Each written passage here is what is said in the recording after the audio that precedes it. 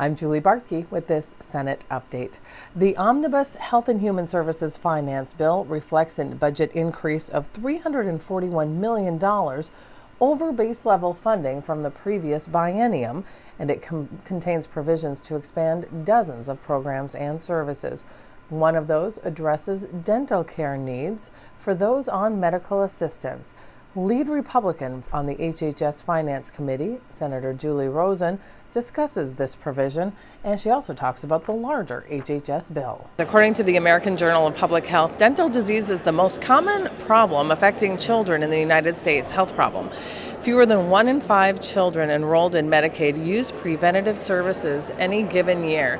How does your bill address this problem? That is a terrible issue, and it's being addressed this year. Finally, we are addressing dental issues not only in the pediatric but the adult services also.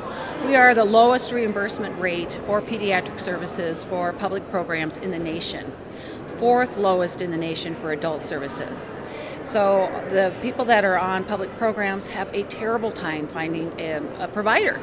And when they do, they have to travel a long way, especially in greater Minnesota. And it's not necessarily preventive dental care. It's just an immediate emergency dental care. And that's not appropriate because, as we know, dental health is extremely important to the entire health of a medical health of an individual.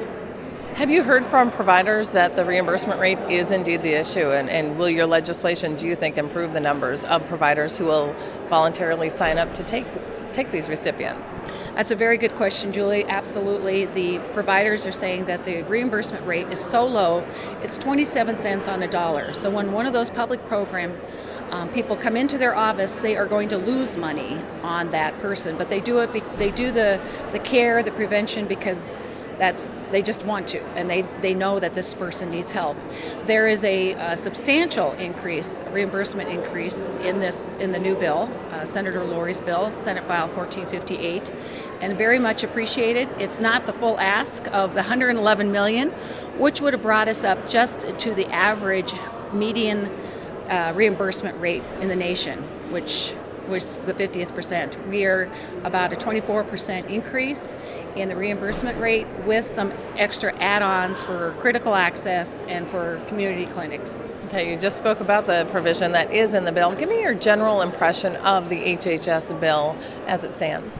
The bill actually has been, much of it was taken out of the governor's bill, and I appreciate the governor's bill and Senator Lori's bill with their focus on child protection, which I served on the Task Force for Child Protection, a very near and dear issue to my heart.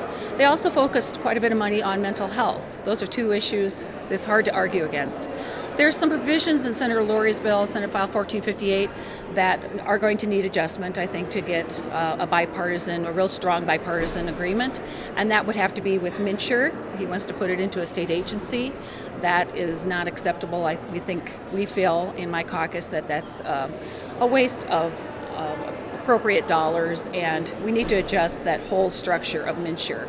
So we're hoping we can make some movement on there, but it's hard to argue against funding for MFIP or more child assistant grants, more funding, especially for our long-term care industry. And there is a substantial amount of money that was proposed in the governor's and this bill also, but less than what the House proposed.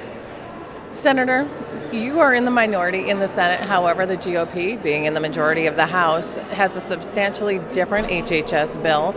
What do you see your role? How do you see your role coming through this process once this goes to conference committee? My role will be as somebody that can voice both sides of the table. And I think as the lead Republican in HHS Finance, I think that's a very important role.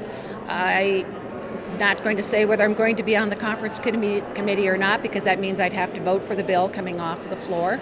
But I do feel I have many strong provisions personally that I worked on that are in this current HHS bill that I'd like to protect.